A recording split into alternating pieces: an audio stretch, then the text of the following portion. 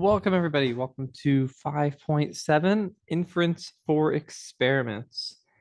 Um, all right, yeah, today we're going to talk about experimental design and statistical significance as well. So let's talk about a completely randomized design. A completely randomized design, the experimental units are assigned uh, to the treatment or treatments to the experimental units completely at random, right? Of course, completely randomized design. All the everything is done randomly. The subjects are randomly selected and the treatments are randomly assigned. Statistically significant when an observed difference in responses between the groups in an experiment is so large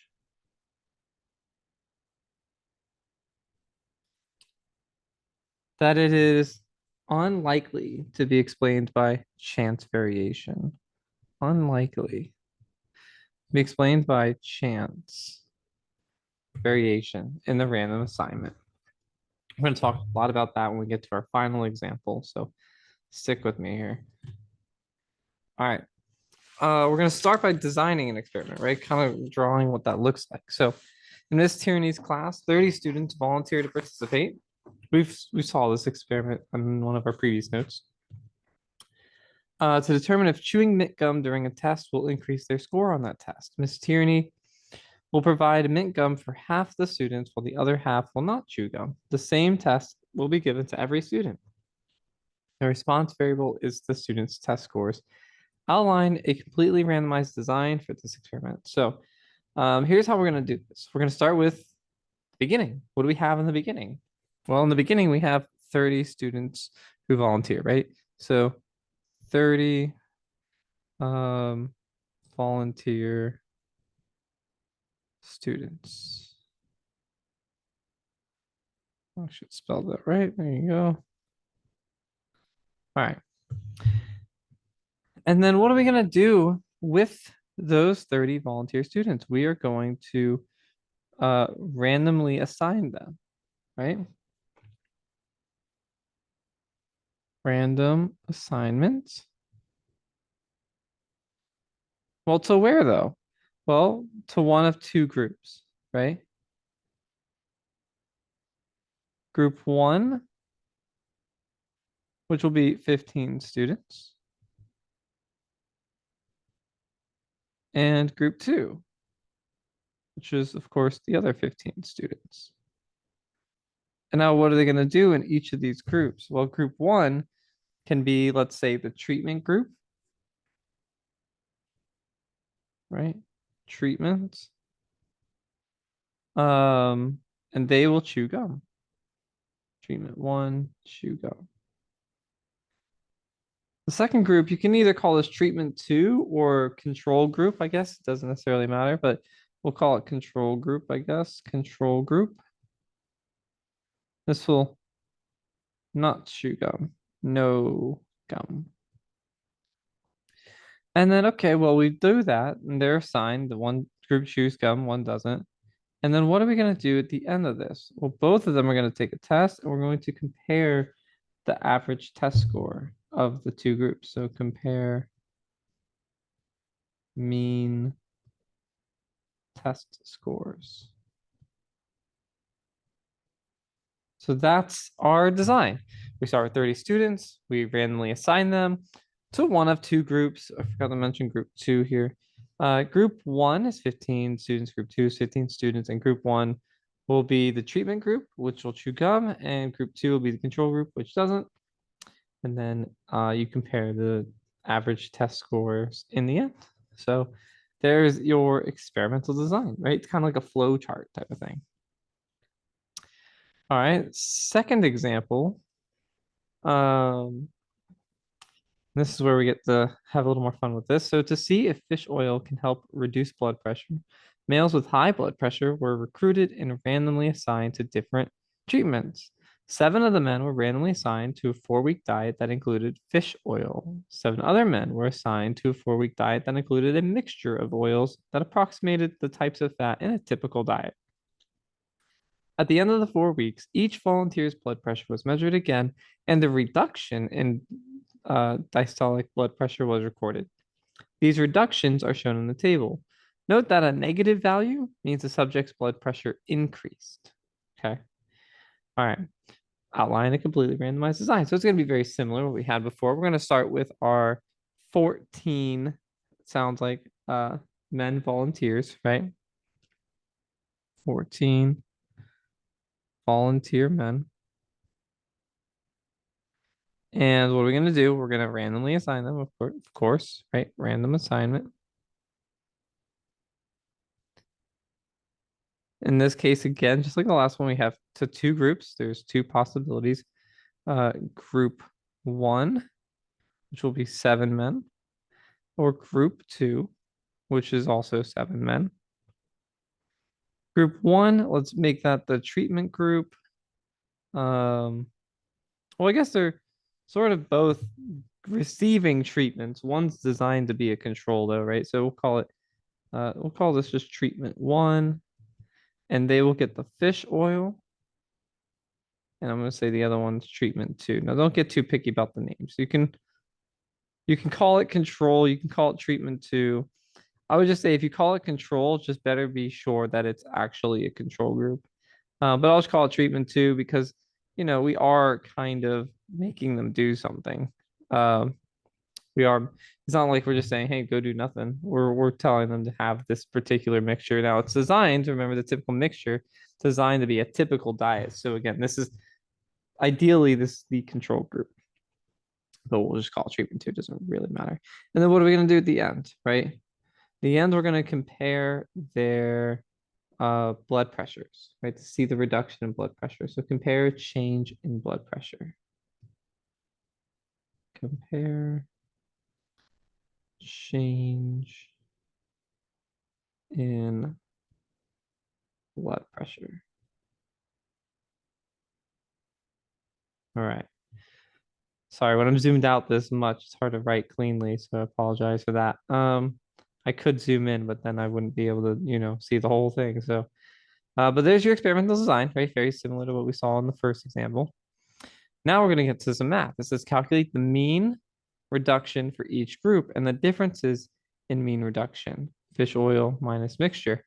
So the fish oil mean, this comes from just, of course, averaging the fish oil values. And if you average those fish oil values together, you're going to get 6.57. 6.57. And what are the units here exactly? How do you measure blood pressure? Not entirely sure. It doesn't give me a units. We'll just say 6.57. All right, and then we'll do the mixture mean, right? So mixture mean. Again, that's of course the average of these numbers, and that average is negative 1.14. Remember, a negative indicates that their blood pressure rose. So what we're saying here is the fish oil subjects had an average decrease in blood pressure by 6.57, and the standard mixture blood pressure increased by about 1.14. Again, whatever the units for blood pressure are, I'm not sure. All right, but it says, and the difference in means. So fish oil minus the mixture. So fish oil was 6.57 minus the mixture, which is a negative number. So that's going to actually end up adding, which this comes together as a difference between the two of 7.71. All right. Now we get to the real fun part. So I need you to stick with me for this ride here, okay? So 100 trials of a simulation were performed to see what differences in means are likely to occur due to only the chance variation in the random assignment, assuming that the type of oil doesn't matter. Use the results of the simulation below to determine if the difference in means from question 2 is statistically significant. Explain your reasoning. Okay. So there's two possibilities here, right? One possibility is that the fish oil and the mixture don't make any difference between each other. One's not better than the other. They're both just meh. Neither one really helps reduce blood pressure. That's one assumption, right? One assumption is that this fails and that there's no difference between fish oil and mixture, right? Let me write this down. So that's one possibility, right? There's no difference. The other possibility is that there is a difference, that fish oil does improve blood pressure. So fish oil works, right? Those are the only two possibilities here. We have no difference, meaning again that fish oil and mixture, one doesn't benefit anything else. They both are the same. One doesn't improve. The fish oil doesn't help reduce blood pressure. Mixture doesn't help reduce blood pressure. There's no difference between them. It's that. The second one is that the fish oil does work. So let's assume for now, that there was no difference. Okay. Assume that there was no difference, that the fish oil doesn't work, right? What would you expect the difference here to be if they essentially, you know, if the fish oil has no impact, if the mixture has no impact on reducing blood pressure, what would you expect the difference between them to be? Well, probably very small, right? Because if there's no difference between them, they would be very similar, right? You would expect these averages to be about the same. And if they're about the same, then the difference would be close to zero, right? Do you understand what I'm saying? If they were about the same, the difference between them would be about zero. And so that's what we're looking at with this graph here is we did 100 simulations where we assume there is no difference. And in those simulations, you can see there's a lot of them around the middle here, around zero. Some a little bit less, some a little bit more, right? Some simulations are not going to be exactly the same, right? In this case, there was only 2 simulations that were exactly the same. But as you can see, you kind of have, because of that sampling variability, you have some trials where, the fish oil was a little bit better, some trials where the mixture was a little bit better. And again, these are simulations, okay, that assume there's no difference between them, assuming that the fish oil doesn't work. Okay, I need you to wrap your head around that. Now, where does our number stack up in the mix of those 100 trials? Well, 7.71 would be right about, here, right? So our mixture is quite high, right? There's quite a big difference here between the fish oil and the mixture. Now, remember, all these other dots here represent this assumption that there was no difference. So if there was no difference, there's a very small chance that we would get a value that high, right? We would typically have expected a dot somewhere in this region, right? But the dot we got is over here. So there's a very small chance of us getting a dot over here if there was no difference between these two. In fact, only 2 out of the 100 trials had a value higher than the one we had. So there's a 2% chance, right? 2% chance we get a value like 7.71 or larger. Because the odds of us getting this number, a number that big by random chance is only 2%, so it's very small, we can conclude that it's more reasonable to assume that the fish oil worked. That the reason we see this difference is because the fish oil is actually better and not just random chance that we got a trial with that kind of difference. Okay. So our conclusion, because a difference of means, because a difference of means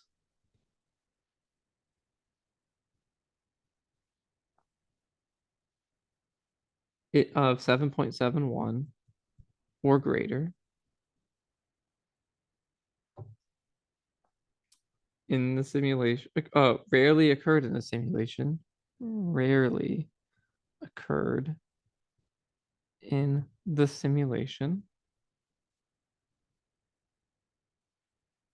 Right, as we mentioned, 2% chance. The difference is statistically significant.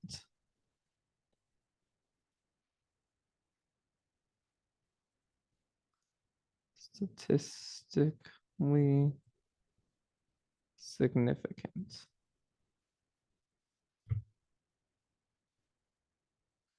It is unlikely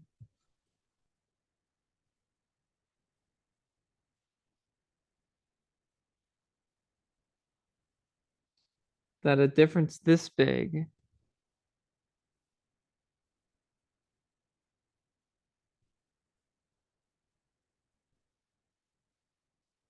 would occur simply, oops, would occur simply due to chance variation.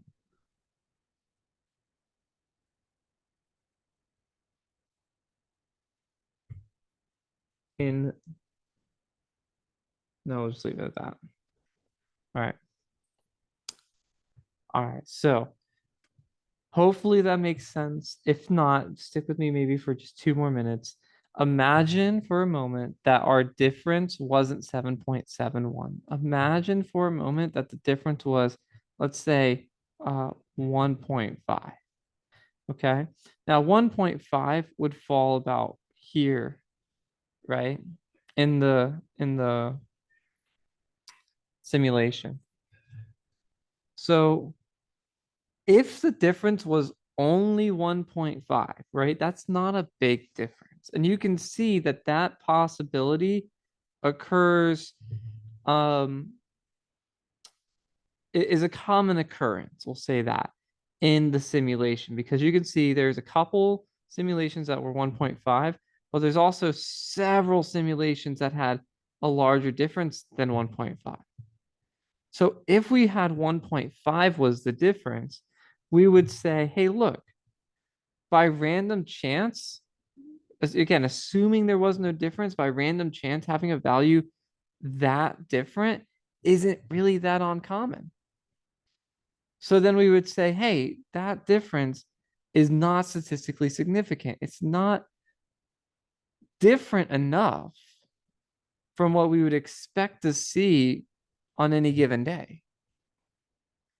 So if that was the case, we would say the fish oil doesn't have a significant impact and that there isn't any kind of difference. So that's what we would say if the number was lower. But of course, like we said, the number was really high, 7.71. And a difference that big doesn't typically occur by random chance. Yes, it is possible. It is possible that it did occur by random chance, meaning that there isn't actually a difference here, but this one particular trial happened to have a big difference. Not because fish oil is better, just because, it was just happened to work out that way, right? So there's a 2% chance that fish oil isn't actually better than the regular mixture, right? A 2% chance that the fish oil isn't actually better. But again, that's not a very big chance. So that's why we're saying here that it's more likely the fish oil works, which is why we call it statistical significance. It's kind of crossing that border between, do I believe that possibility, or do I have, am I convinced enough that the fish oil is better? In this case, we're convinced enough that the fish oil is better. So hopefully that makes sense. It's tricky to explain, but I think the more we do of them, the better we get. So I'll leave it at that, and I'll see you guys in 5.8. All right, bye for now.